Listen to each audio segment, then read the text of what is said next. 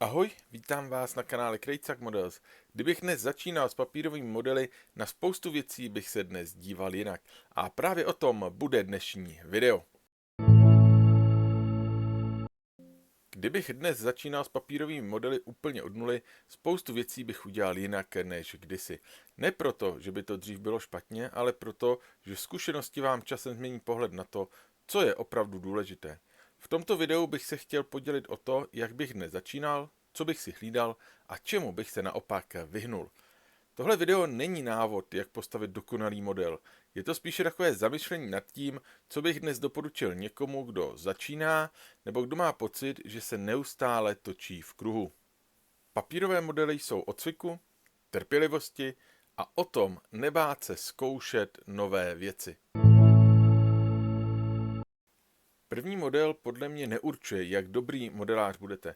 Určuje hlavně to, jestli u modelařiny vydržíte. Jedna z nejčastějších chyb na začátku je špatně zvolený první model. Modelář si vybere něco, co se mu strašně líbí, ale už neřeší, jestli je to vhodný model na začátek. Jako příklad těchto modelů zde mám například dvě Tatrovky, mám tady rozsáhlou architekturu či rozsáhlý model kombajnu. Dnes bych jednoznačně doporučil jednodušší model. Model s dobře propracovaným návodem, ale výběr dle mě není samozřejmě takto jednoduchý a není to jenom o tom, jestli je model složitý nebo jednoduchý. Ohled bych určitě bral na více věcí. Kvalita a styl návodu je určitě jedna ze zásadních věcí. Pro začátečníka je strašně důležité, aby bylo z návodu jasné, kam který dílek patří. Určitě bych doporučil i textový návod, který může také pomoci více než pouze obrazový návod. Často jsem ze začátku šáhl po modelu, který měl pouze obrazový návod, nebo jsem si textový návod rozstřihal v ABčku jinou vystřihovánkou a ne vždy to dopadlo úplně úspěšně. Nyní ukážu takový styl návodu, který bych si uměl představit jako ideální návod, kdybych dneska začínal s papírovými modely. Nyní nepůjde o složitost modelu jako takového, nebudu tím říkat, že bych dnes začínal přesně tímto modelem o tomto rozsahu, to určitě ne, ale půjde opravdu jenom o to ukázat ten styl návodu, který jsem ze svého archivu vybral jako ideální pro začátek. Ten model totiž obsahuje poměrně podrobný textový návod, jsou to 2,5 stránky velikosti A4. Výhoda textového návodu je zaprvé v tom, že máte různé varianty, ať už je to kabina s interiérem, kabina bez interiéru. Tady to máte krásně rozepsané, co v kterou chvíli použít, co v kterou chvíli vynechat. Dále si v tom textovém návodu můžete například zaškrtávat, co už jste udělali, takže se v tom nestratíte, když se k modelu po určité době vrátíte. Další výhoda je, že je tam občas uvedeno, na co si dát pozor, jak který dílek je přilepit, jak se který dílek má naklopit, nahnout, z jaké strany nalepit, že máte použít například oboustrannou lepící pásku a tak dále, což je hrozná výhoda toho textového návodu. No a potom samozřejmě model obsahuje ještě různé rysy, já tomu říkám obrazové návody, kdy zase jsou různé pohledy na model či na nějaké podrobnější menší celky a sestavy, ze kterých následně sestavíme kompletní model. Takže tohle by pro mě v dnešní době byl ideální model, kterým bych asi začínal myšleno návodem. Ten obrazový návod bych si uměl představit ještě možná trošku podrobnější, ale to už je potom věc názoru. Dokončitelnost modelu. Dnes bych u prvního modelu také přemýšlel nad tím, aby byl model dokončitelný během pár večerů a nevolil bych model se stovkami dílků. Progres kvality práce může být během stavby velmi rozsáhlého modelu znatelný a ke konci už se nám nechce pokračovat, protože vidíme chyby ze začátku, které nám rozsáhlý model vlastně v našich očích kazí. Naopak, dokončení modelu, byť menšího a jednoduššího, je motivací a motorem pustit se do dalšího modelu a posunout ho zase o úroveň dále. Téma modelu je samozřejmě také důležité. Pokud vás baví auta, stavte auta. Je obrovský rozdíl, jestli stavíte něco, co vás zajímá, nebo něco, co stavíte jen z donucení. U většiny témat je možné najít i jednodušší modely. Zároveň bych se doporučoval vyhnout extrémně členitým tvarům, velkým rovným plochám či velkému množství drobných dílů. U prvního modelu nejde o dokonalost. Bude křivý? Možná. Budou vidět spoje? Dost možná. Ale vůbec to nevadí. Každý další model bude lepší a lepší. Tohle je věc, kterou já bych si dneska vytesal do kamene, že opravdu u prvního modelu nejde o dokonalost, ale jde jenom o to získávat další a další cvik.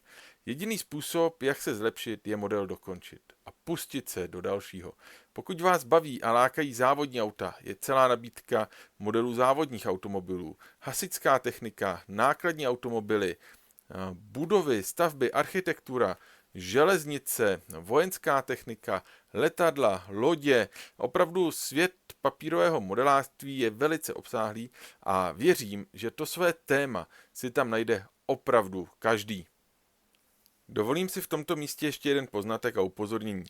Není to tedy přímo z mé zkušenosti, nepatří to úplně do tématu, co bych dneska udělal jinak, ale myslím si, že je důležité to zmínit. Určitě bych se vyhnul nákupu modelů z Temu, AliExpressu a tak dále.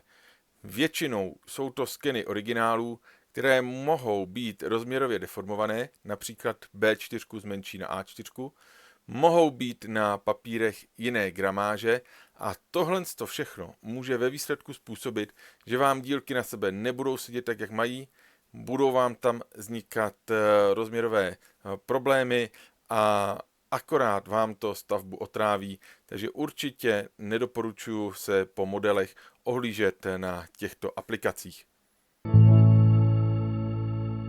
Druhá kapitolka se bude týkat nářadí a nástrojů, které bych dneska použil. Určitě jsem já sám ze začátku dělal tu chybu, že jsem měl potřebu pořizovat si další a další vybavení, ale ve výsledku to bylo zbytečné. A tady si myslím, že spousta lidí dělá právě tuto chybu. Mají pocit, že potřebují spoustu vybavení, aby mohli začít. Pravda je ale taková, že většina papírových modelů se dá postavit s úplným minimem. Na úvod bych určitě doporučil nůžky nebo skalpel s vyměnitelnými čepelkami. Nůžky určitě nějaké malé, a potom případně nějaké střední. Já třeba tyhle používám na nějaké hrubé vystřižení velkých dílů. Skalpel používám potom na vyříznutí. Dále bych určitě doporučil lepidlo, zde já měl vždycky tendenci kupovat prostě velký balení Herkulesu, ať už tohle, nebo potom dokonce tady k tohle, nevím kolik to je, půl kilovku. Tohle lepidlo si myslím, že mi vystačí na několik řádově let možná, takže určitě na úvod zase nedělat chybu, stačí nějaké malé lepidlo Herkules, je ještě vlastně menší lahvička než tohle, asi takhle vysoká, úplně bohatě stačí. Potom, pokud se pustíme do retuše, což bych určitě doporučoval a na mém kanále i na toto téma najdete videjko, tak nějaký štěteček, nemusí to být žádný speciální štěteček z nějakých výtvarných nebo modelářských potřeb. I tady jsem ze začátku jako zbytečně možná utrácel za kvalitnější štětce, ale dneska jedu na štětce z papírnictví, z různých supermarketů a podobně za pár drobných, malý, kulatý štětec, úplně ideální, ať už na to retušování, nebo třeba na nanášení lepidla. Zase samozřejmě je to věc názoru, když si někdo koupí kvalitnější štětce, já mu v tom určitě nebráním, jenom chci zmínit, kde například nedělat úplně zbytečně chybu a nevyhazovat ze začátku peníze za něco, co nepotřebuji. Když bych retušoval, tak vodovky, zase úplně klasicky školní vodovky, nějaká základní sada z papírnictví, v případě to může být i rozšířená sada, tady z těch kulatých, nevím teď, kolik ta rozšířená sada má barev, ale zase stačí úplně bohatě i ta základní, třeba 12barevná škála. Nějaký kelímek na vodu, zase tady buď můžeme použít kelímek třeba od jogurtu, ale tady bych se možná zase naopak nebál investovat do těchto kelímků, kelímku tohoto typu. Jsou to kelímky, které mají speciální víčko a když vlastně ten kelímek povalíte, tak ona se vám z toho ta voda nevyleje. Tohle bych určitě doporučil, tady zase myslím si, že se stávají určitě nehody, kdy si omylem zavadíte o kelímek, shodíte si to a na papírovém modelu je to potom, dá se říct, konečná. Takže tady bych naopak asi neudělal tu chybu, že bych se snažil šetřit. On takovýto kelímek, nebo ten jednotný, dneska zase v nějakém supermarketu stojí kolem 20, takže není úplně důvod proč jakoby tady na tom šetřit a vydrží vám to de facto celou modelářskou kariéru.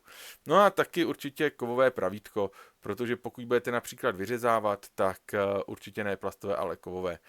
Já bych se na úvod vyhnul všem udělátkům, jako jsou různé vyřezávací kružítka, jako jsou různé mini vrtačky, jako jsou šídla a tak dále, protože si myslím, že na úvod to určitě není třeba a zbytečně vás to potom odrazuje v takové té práci a naučit se tu mechaniku, naučit se ten základní postup skalpelem, štětečkem, retušování, lepení a čistá práce, protože potom máme pocit, že čím lepší a kvalitnější vybavení, tím lepší a kvalitnější model postavíme, což já osobně si úplně nemyslím.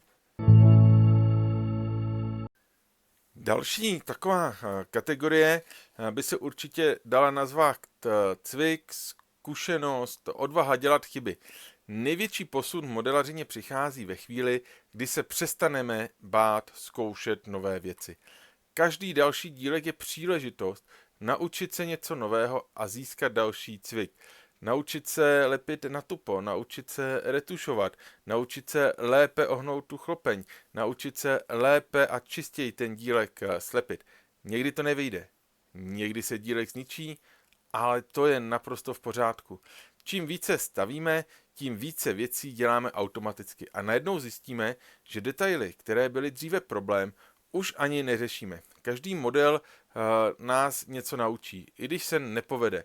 Často nás chyba naučí víc, než dílek, který se nám perfektně povede. A to je jako ze vším, to samozřejmě neplatí jenom u modelů. Kdybych dnes začínal, určitě bych si procházel i různá fóra a diskuze, kdybych čerpal zejména konstruktivní kritiku u ostatních modelů.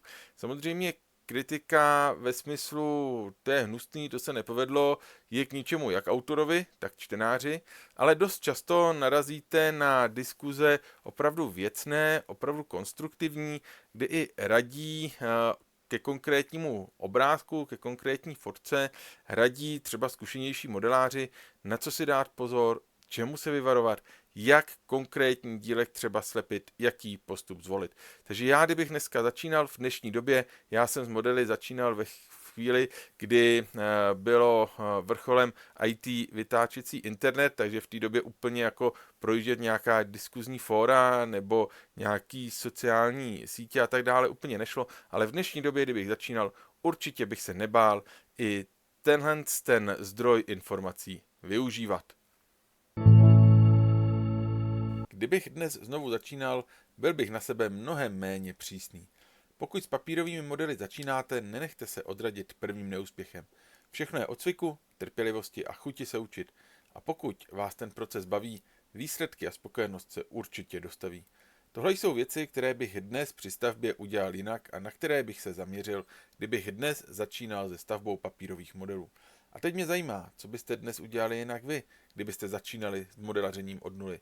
Jaká chyba vás při modelaření naučila nejvíce? Napište mi to do komentářů, rád si to přečtu. Jestli vás baví papírové modely, můžete dát odběr, ať vám neutečou další videa.